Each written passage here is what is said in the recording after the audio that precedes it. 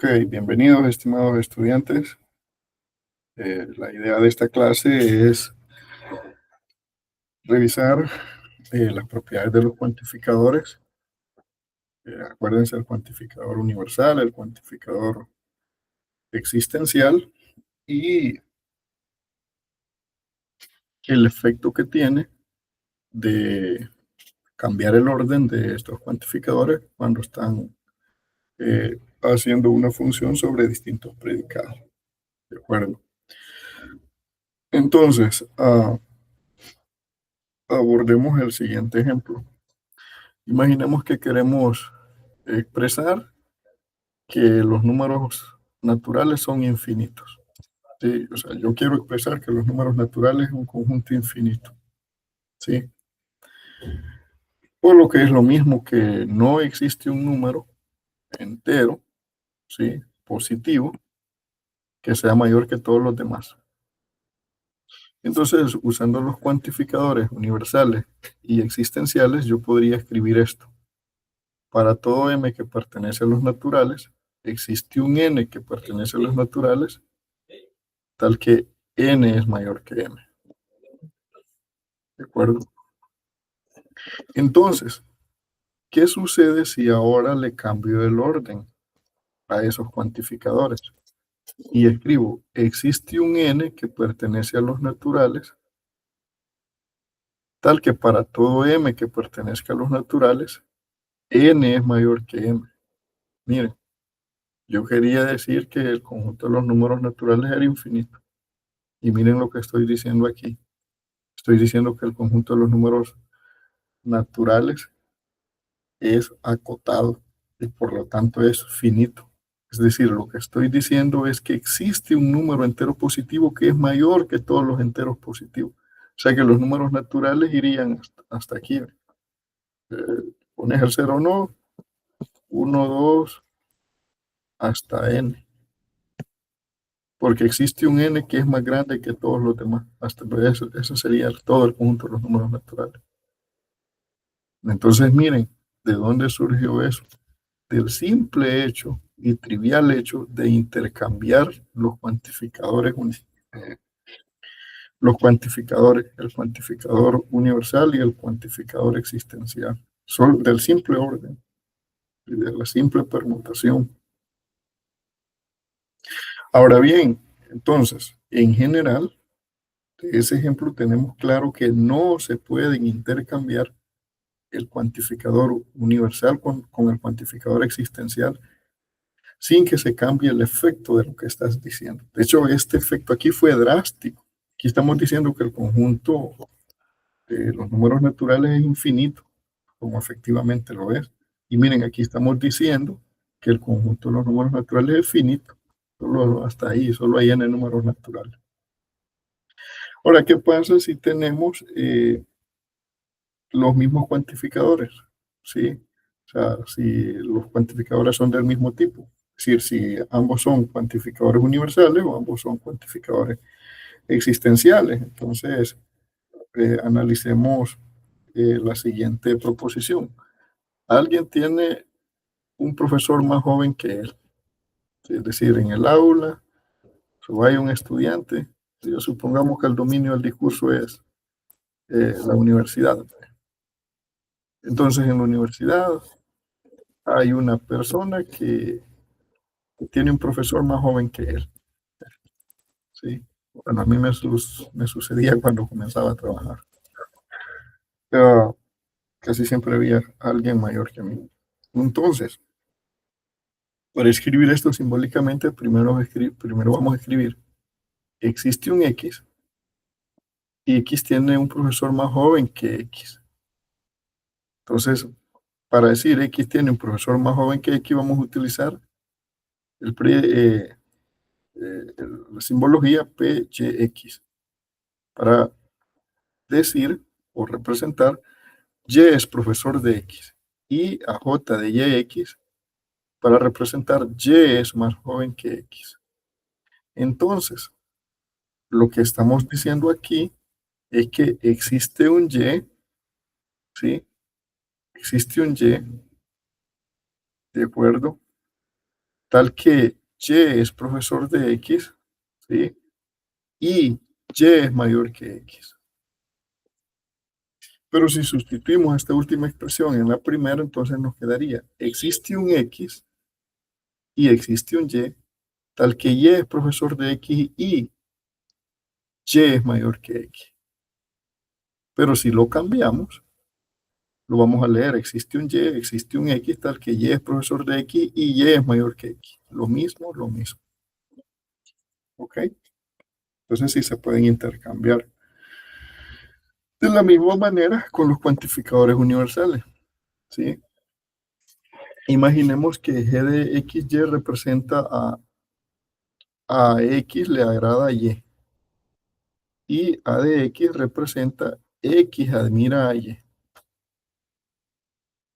Entonces, lo que estamos diciendo aquí es que la proposición diría, para toda persona X e Y, si a X le agrada Y, entonces X admira a Y.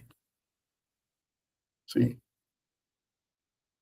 Pero entonces diríamos, según lo que hemos escrito acá, para toda persona X y para toda persona Y, si a X le agrada Y, entonces X admira a Y.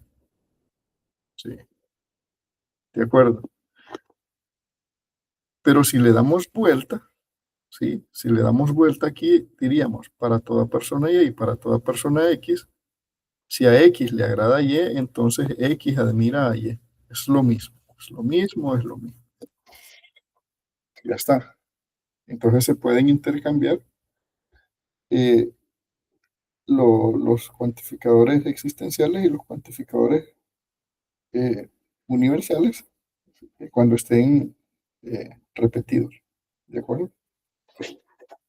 ¿Qué pasa ahora? El efecto que tienen tanto el cuantificador existencial como el cuantificador universal sobre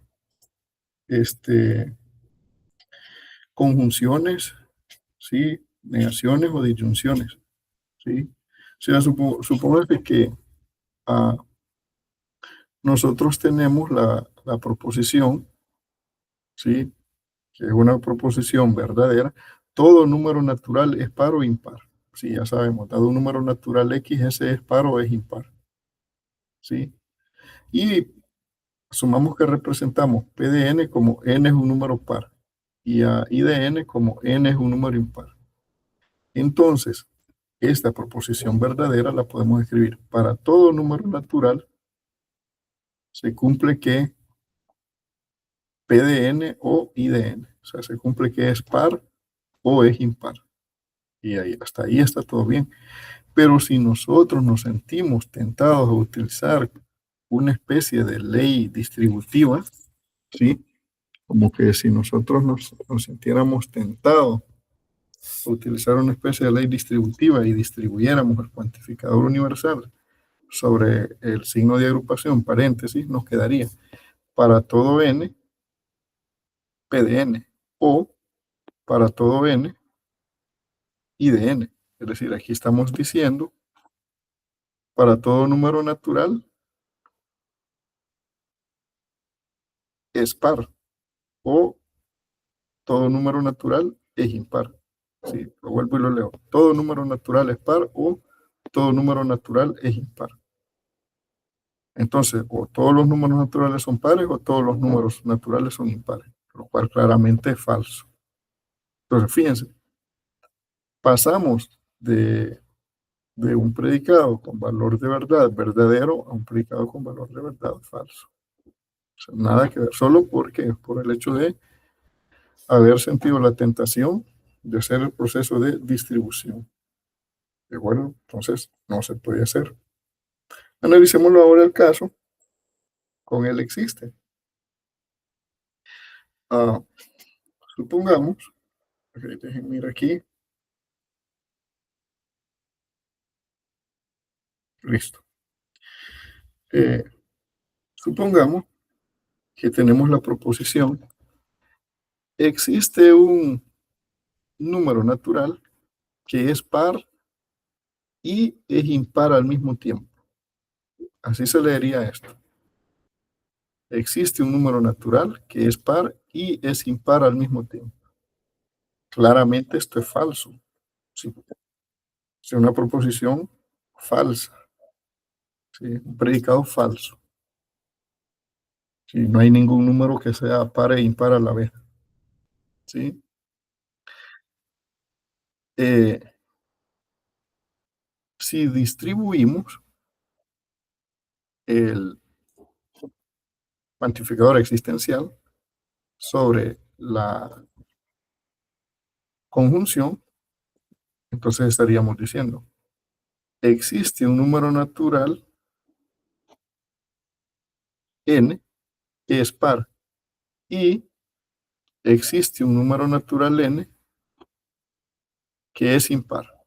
Entonces estamos diciendo, existe algún número natural par y existe algún número natural impar. Pero eso es verdadero. Digo, perdón, eso es verdadero. ¿Sí? Existe un n que es par y existe un n que es impar. Alguien puede decir, maestro, pero mire, aquí estoy hablando del mismo n. Sí, del mismo n, porque dado el n, si ustedes me dicen n igual 5, por ejemplo, 5. Sí, 5 es impar, cae aquí.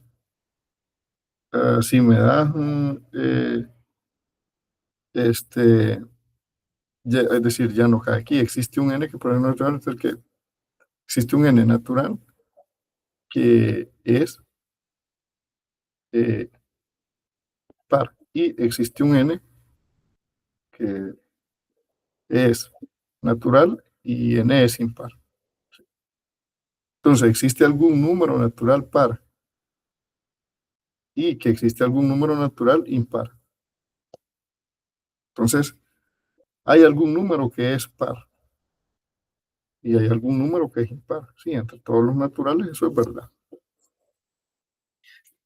Porque aquí te está diciendo existe al menos uno. ¿Sí? Ahora bien, aquí hay que tener cuidado porque no te está diciendo que el n se cumpla a la vez. ¿Sí? Y aquí sí, miren, adentro. Adentro sí, porque la instancia, el predicado está dentro del paréntesis solo. Existe un n natural, existe un n natural, tal que n es par y es impar.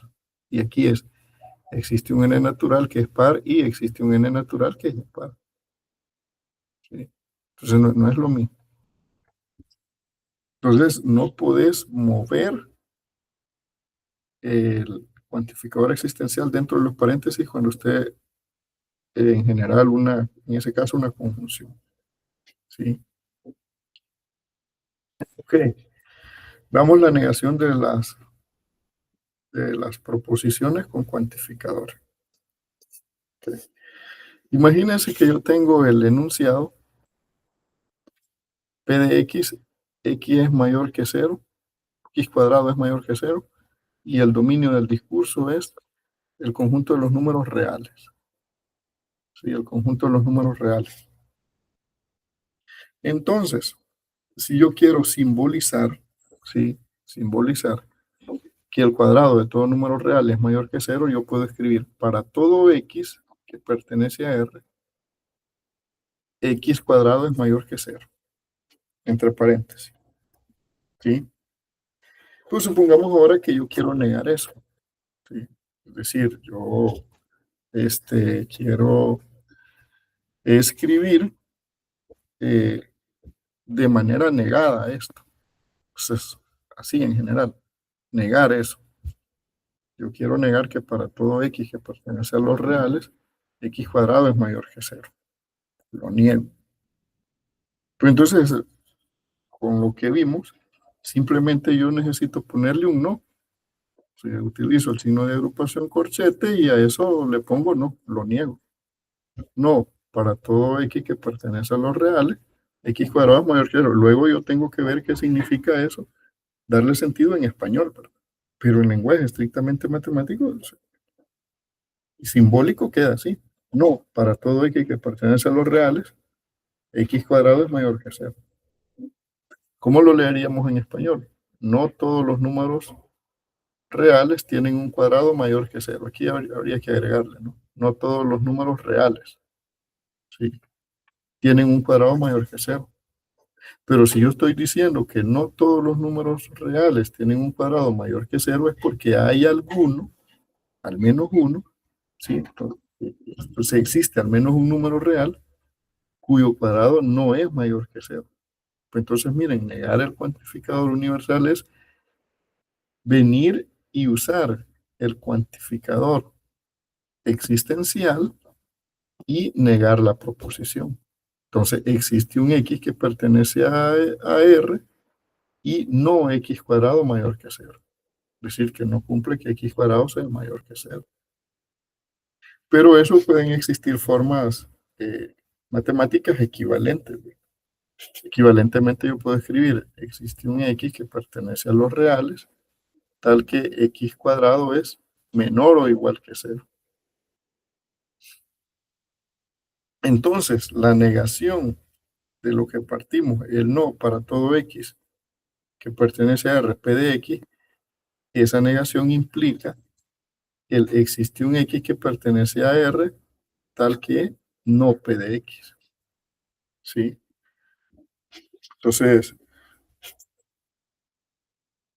supongamos ahora que tenemos que existe un x que pertenece a R, tal que no x cuadrado es mayor que cero. Entonces debería haber un x para el cual P de x no es cierto. ¿Sí? Pero entonces no puede ser cierto que P de x se cumple para todo x en los reales. ¿Sí? Entonces, simbólicamente, el no para todo x que pertenece a R, x cuadrado es mayor que cero, ¿sí? Sí, se puede escribir como existe un x que pertenece a R, no P de x. Pero eso implica que el no para todo x que pertenece a R, P de x, está en concordancia de que la negación del para todo, fíjense bien, el cuantificador que estamos negando es el para todo, para todo. Yo niego el para todo x. Y eso es equivalente a decir que hay alguna excepción, al menos una excepción. Entonces, la negación del para todo es el cuantificador existencial. Existe al menos uno. Entonces, si decimos en el aula de lógica matemática, a todos les gusta el fútbol, pues la negación de eso es que con uno que ya no le gusta el fútbol, ya está, ya es falso. Pues estoy diciendo a todos los que están en lógica matemática les gusta el fútbol. Sí, ya está. En cuanto uno levante ahí la mano que no le gusta, ya eso es falso. Entonces la negación del para todos se convierte en equivalentemente en el cuantificador existencial. Existe al menos uno. Que existen dos, que existen tres, que existen cuatro. Bueno, eso ya es otro detalle. Sí. Ya es otro detalle. ¿De acuerdo? Muy bien. Ah, supongamos que ahora volvemos al ejemplo original y queremos aplicar estas equivalencias al ejemplo de todos los hombres son mortales, y que fue con lo que iniciamos todo esto de predicado, ¿sí? Y recuérdense que habíamos simbolizado como para todo x, h de x, entonces m de x, con h de x, x es un hombre y m de x simboliza x es mortal. Entonces la proposición no todos los hombres son mortales, la podemos escribir como existe un x, ¿sí? No h de x, entonces m de x, ¿sí? De acuerdo. Pero por el álgebra proposicional, la negación de una implicación, recuerden que es equivalente a escribir h de x y no m de x, ¿sí? Entonces esto lo podemos escribir como existe un x tal que h de x y no m de x, ¿sí? Entonces existe un x tal que x es un hombre y no m de x se leería x no es mortal, ¿sí? Porque m de x simboliza x es mortal, ¿sí? existe un X, tal que X es un hombre y X es inmortal. Entonces, existe al menos un hombre inmortal. ¿De acuerdo? Ok. Veamos ahora la validez lógica de argumentos con predicados. La validez lógica de argumentos con predicados. Y vamos a retomar el ejemplo inicial de donde partimos con la cuestión del cálculo de predicados. Ok, teníamos, todos los hombres son mortales, Sócrates es un hombre, por lo tanto Sócrates es mortal. Entonces, de las discusiones anteriores, todo eso lo podemos escribir para todo X. H de X, entonces M de X. Y le aplicamos H a Sócrates.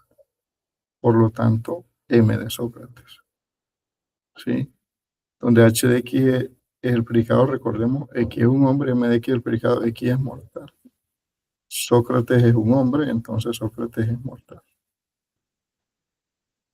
Entonces, como ahora que ya podemos expresar este argumento en forma simbólica, ahora queremos estudiar cómo establecer la veracidad, ¿sí? O el valor de verdad, mejor dicho. Aquí es mejor decir el valor de verdad de dicho argumento.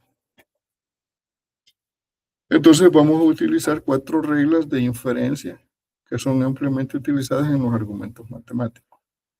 ¿Sí? La instanciación universal nos dice que a partir de la veracidad de para todo X, P de X, podemos concluir P de C para cualquier miembro particular C del dominio del discurso del predicado.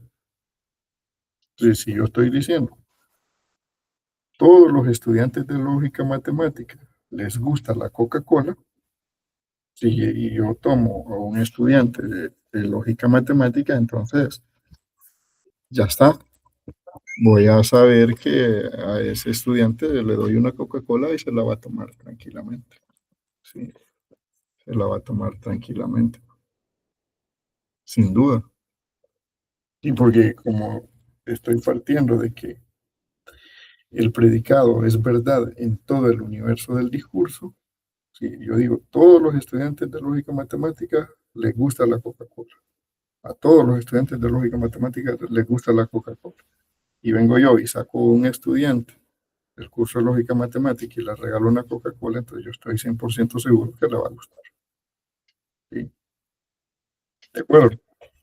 Entonces, esa es la instanciación universal. Entonces, a partir de la veracidad para todo X, P de X, pues entonces si agarras a un individuo específico, entonces eso es verdad, porque está dentro del dominio del discurso que dijiste.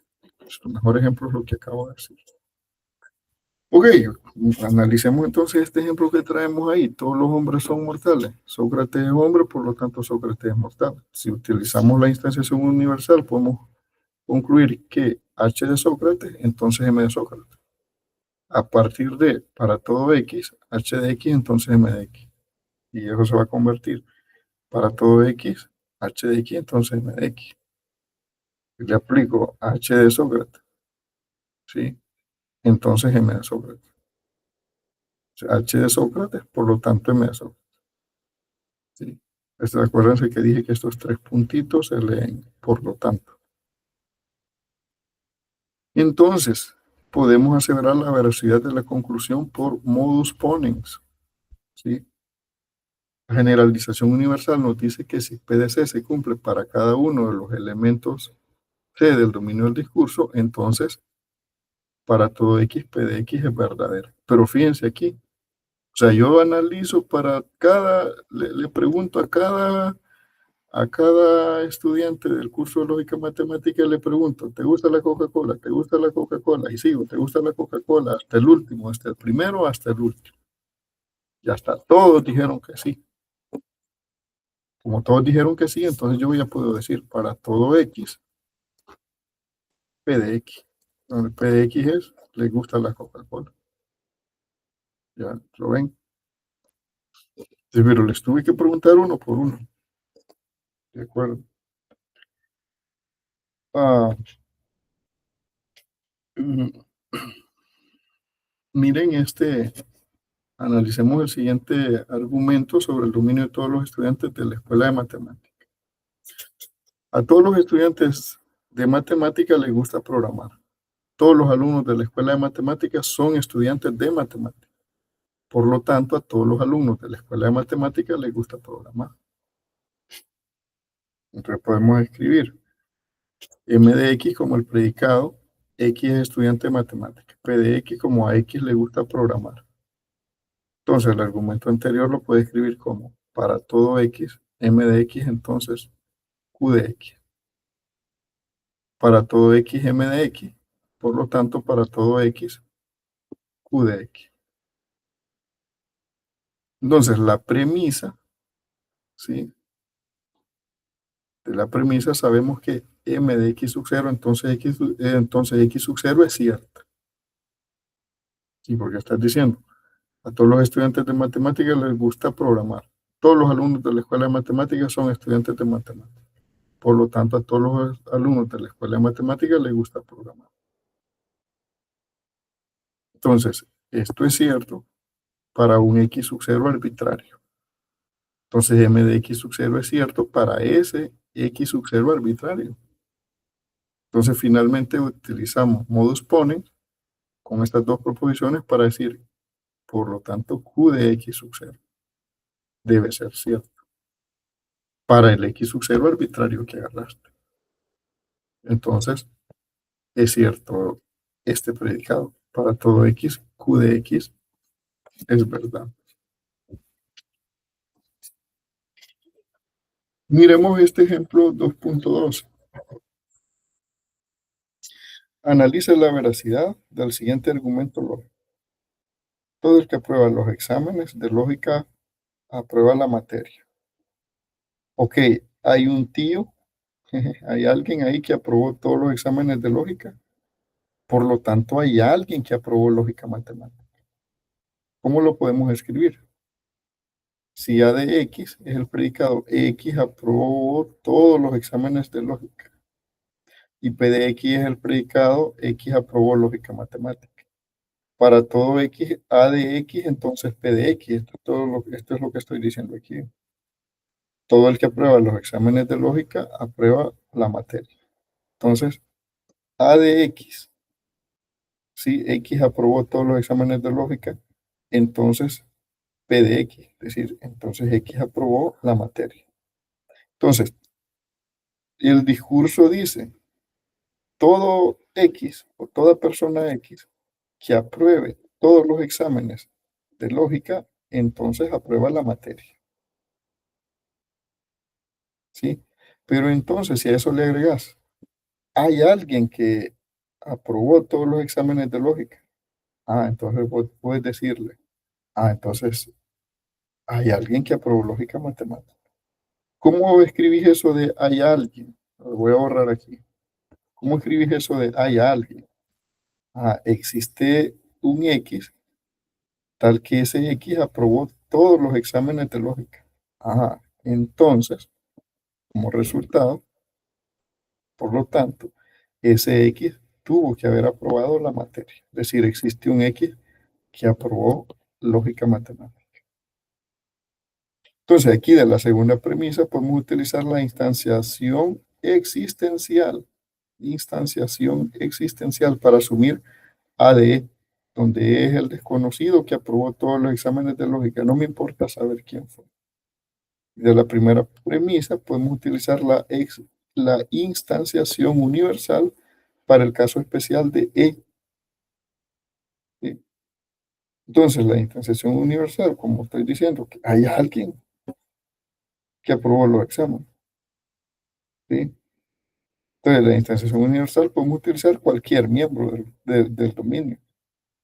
Entonces, existe ese alguien que aprobó todos los exámenes. Entonces existe por modus ponens, un PDE, es decir, un tío, una persona que aprobó el curso de lógica matemática. Entonces, esto es verdadero. ¿De acuerdo? Ok, y ahí lo que se debe de hacer, pues es, nada, practicar mucho, sí, practicar mucho, utilizar incluso las IA, sí, eh, pro- eh, proponerse a través de IA ejercicios, intentar resolverlos y ya luego a través de la misma IA, pues, verificar las respuestas, que es una manera efectiva de hacer uso de la, de las IA, ¿sí? No necesariamente resolver las tareas o exámenes con las IA. Eso no tiene sentido, ¿sí? Sino que usarlas para estudiar, usarlas para aprender, que es muy diferente, ¿no? Ok, ah, muchas gracias. Hasta la próxima.